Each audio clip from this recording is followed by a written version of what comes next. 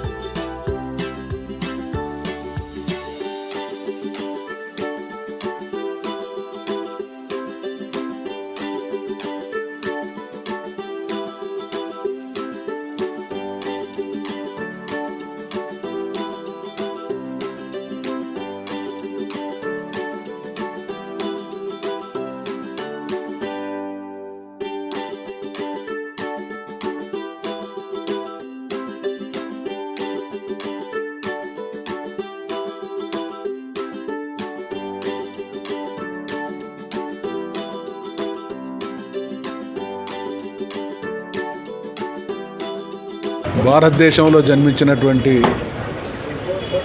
మహోన్నత వ్యక్తి వివేకానందుల వారు. బ్రతికిన జీవితకాలం తక్కువే అయినా భారతదేశాన్ని, యావత్ ప్రపంచాన్ని ప్రభావితం చేసినటువంటి మహానుభావుడు. ఎన్ని సంవత్సరాలు బ్రతికినాం అనేది ముఖ్యం కాదు, సమాజాన్ని ఏ రకంగా ప్రభావితం చేసినాం, ఎటువంటి సేవలు చేసినాం, ఏ రకంగా జాతిని తీర్చిదిద్దే ప్రయత్నం చేసినాం అనేది ముఖ్యం. చికాగో ఉపన్యాసం యావత్ ప్రపంచాన్ని భారతీయ జీవన విధానం, భారతీయ మానవీయ విలువల్ని ప్రపంచానికి చాటి చెప్పినటువంటి సందేశం అది. యువకులు అత్యధికంగా ఉన్నటువంటి దేశం భారతదేశం. ఏ మహానుభావుడైతే యువతకు అద్భుతమైనటువంటి స్ఫూర్తిని, సందేశాన్ని ఇవ్వడం జరిగిందో, ఆ మహానుభావుడు ఇచ్చినటువంటి స్ఫూర్తిని, సందేశాన్ని మనం ఆచరించగలిగితే ప్రపంచంలో ఏ దేశం కూడా భారతదేశ దరిదాపుల్లోకి రాలేనటువంటి భారతదేశాన్ని ఆవిష్కరించవచ్చు. మహానుభావుల జయంతి వర్ధంతులను జరుపుకోవడంతో పాటు వారిచ్చినటువంటి సందేశాన్ని ఆచరించడమే నిజంగా వారి పట్ల మనకున్నటువంటి గౌరవాభిమానాలకు నిదర్శనం. కాబట్టి భారతీయ యువకులారా, ప్రతి ఒక్కరూ వివేకానందుల వారి సాహిత్యం చదవండి, దాని నుండి స్ఫూర్తి పొందండి. ఒక అద్భుతమైనటువంటి భారతావన్ని ఆవిష్కరించడంలో మీదైనటువంటి పాత్ర పోషించండి అని విజ్ఞప్తి చేస్తాను.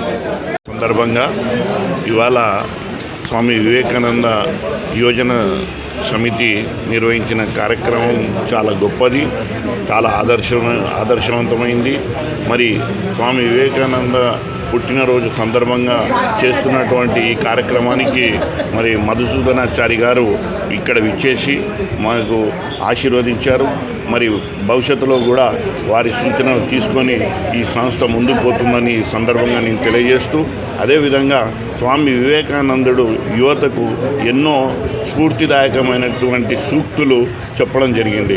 విజయం వరించిందని విర్రవీగకు, ఓటమి ఎదురైందని నిరాశపడకు, విజయం అంతం కాదు, ఓటమి తుదిమెట్టు కాదు. ఈ యొక్క వివేకానంద సూక్తిని యువకులు, ప్రజలు అందరూ అర్థం చేసుకొని ఆచరించినట్టయితే మన జీవితంలో సుఖమయ జీవితాన్ని గడపగలుగుతాం. అహంకారాన్ని రానియకుండా, నిరాశకు లోను కాకుండా ఉండవలసిందిగా స్వామి వివేకానంద గారు చెప్పడం జరిగింది. आज स्वामी विवेकानंद जी की जयंती के शुभ अवसर पर स्वामी विवेकानंद युवजन संगम द्वारा ईसा मियाँ बाज़ार के इस मैदान पर आज जयंती मनाया गया है, जिसमें बड़े बड़े नेतागण आकर आज सबको शुभकामनाएं दिए हैं। दोस्तों, जिन्होंने विवेकानंद जी ने सारे विश्व में आस्था, आध्यात्मिक के लिए और अपनी धर्म की रक्षा के लिए बहुत बड़ा योगदान दिया है, उसने कहा उनकी योगदान पर आज इस 12 जनवरी को युवा दिवस मनाया जाता है। दोस्तों, इस दुनिया में 196 कंट्रीज़ हैं, जिसमें 730 करोड़ आबादी है और 6500 भाषाएँ हैं, 4200 जाति है। लेकिन हमारा एक ही हिंदू धर्म ऐसा धर्म है, उसने कहा है कि लोको समस्त सुखी न भवन्तु, विश्व के सभी लोग नागरिक खुश और खुशहाल रहे संदेश देते हुए मैं कहूँगा, जातिवाद पर मत जाइए, अपनी धर्म की रक्षा के लिए सभी धर्मों का सम्मान करना हिंदू धर्म का कर्तव्य है। इसीलिए कहते हैं दोस्तों, गर्दन से ऊंची छाती नहीं होती, गर्दन से ऊंची छाती नहीं होती, धर्म से ऊंची जाति नहीं होती, गरज कर कहो, गर्व से कहो, हम हिंदू है, हिंदुस्तान हमारा है, भारत माता की जय। ఇక్కడ ఈ కార్యక్రమాన్ని ప్రతి సంవత్సరము చేస్తున్నటువంటి సోదరుడు సతీష్ వారి బృందానికి అంతా కూడా చాలా పెద్ద లిస్ట్ ఉంది, నేను అంతా చెప్పే వరకు టైం అయిపోతుంది. సో ప్రతి ఒక్కరు ఈ కార్యక్రమానికి ఎవరైతే దాని సంస్కృతిని కాపాడాలి, మరి పిల్లలకు తీయదు, మహిళలకు విద్య, తర్వాత వాళ్ళకి సామాజిక స్పృహ ఇస్తేనే దేశం కానీ సమాజం కానీ ముందుకు పోతుందని చెప్తూ ఆయన చాలా గొప్ప శుద్ధిదాయకమైన విషయాలను మనకు చెప్పిండు. మరి ఈరోజు ఇన్ని సంవత్సరాల తర్వాత కూడా, సుమారు 150 సంవత్సరాల తర్వాత కూడా మనం ఈ కార్యక్రమాన్ని చేసుకుంటున్నామంటే అది ఆయన ఒక గొప్పతనము. మరి ఎక్కువ విషయాలను మాట్లాడకుండా ప్రపంచ దేశాలకు చాటి చెప్పడం, మహనీయుల గురించి మాట్లాడడం, వాళ్ళని స్మరించుకోవడం మన కనీస ధర్మం. ఈరోజు ఈ సందర్భంగా ఆయన బయోగ్రఫీ గురించి దాదాపు అందరికీ తెలిసిందే. ఆయన చేసిన పనులు, ఆయన లీడర్షిప్ క్వాలిటీస్ కానీ, ఆయనకున్న స్పార్క్ కానీ అందరికీ అవగతమే. మన వివేకానంద సంఘ కమిటీ అధ్యక్షులు సతీష్ గారు ఏకతాటిగా ఈ స్టేజ్ మీదకి అందరినీ ఆహ్వానించి మన తరాలకు ఇప్పుడు వివేకానంద స్వామి 159వ జయంతి అంటే అప్పుడు మనం పుట్టలే, స్టేజ్ మీద ఉన్న వాళ్ళు ఎవరు పుట్టలే. కానీ ఈ విధంగానన్నా మన భావి తరాలకు, మన పిల్లలకు వివేకానంద స్వామి అని ఒక ఫోటోనే తెలుసు. ఇలాంటి బర్త్డేలు చేసుకుంటూ ఈ స్టేజ్ పైన స్పీచ్లు ఇస్తుంటే ప్రతి ఒక్కరికి అర్థమవుతుంది. ఆయన గురించి నేను కూడా చెప్పలేదు. గుండె ఉన్నటువంటి ఒక 1000 మందిని నాకు ఇస్తే, 1000 మంది యువకులు నాకు ఇస్తే ఈ దేశ స్వాతంత్రాన్ని నేను పిడికల్ రోజులలో నేను తీసుకొస్తా అని చెప్పినాడు ఆయన. ఒక సంకల్పం.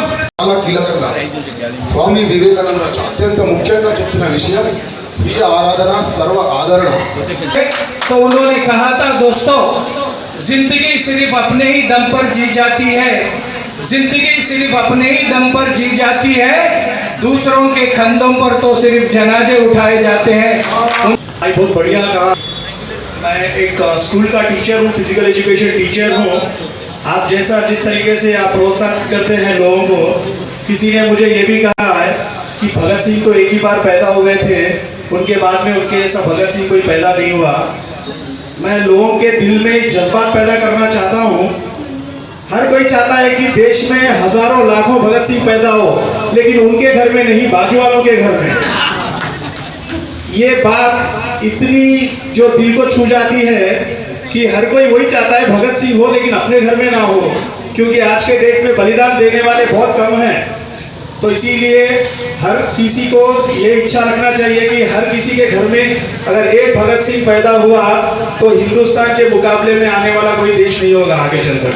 మీ యొక్క సందేశం ఇవ్వాలంటే ఇన్ని బిజీ షెడ్యూల్ ఉన్నప్పటికీ కూడా మా దిలీప్ అన్న గారి ప్రోత్సాహంతో అన్నగారు వచ్చినందుకు అన్నగారిలో ప్రత్యేకంగా మా యువజన సంఘం తరఫున ధన్యవాదాలు తెలుపుతున్నాను. అదేవిధంగా మా ఆహ్వానాన్ని మన్నించి మన జ్వరం ఉన్నప్పటికీ కూడా స్వామి గారి మీద ఉన్నటువంటి ప్రేమ దయతో డిప్యూటీ స్పీకర్ గారు కూడా రావడం జరిగింది, మేడం డిప్యూటీ మేయర్ గారు రావడం జరిగింది. ఆ మేయర్ గారికి కూడా మా ప్రత్యేకంగా ధన్యవాదాలు తెలుపుతున్నాం. అదేవిధంగా మా స్థానిక కార్పొరేటర్ డాక్టర్ సురేఖ గారు రావడం జరిగింది, వారికి కూడా ప్రత్యేక ధన్యవాదాలు తెలుపుతూ, మరియు వేదికపై ఉన్నటువంటి పెద్దలు కత్తి వెంకటరమణ గారు, AIS Congress committee BCC coordinator, అదేవిధంగా పాండన్న గారు, మరి దిలీప్ గలాటే గారు, నా ప్రేమికుడు గడ్డం గంగాధర్ యాదవ్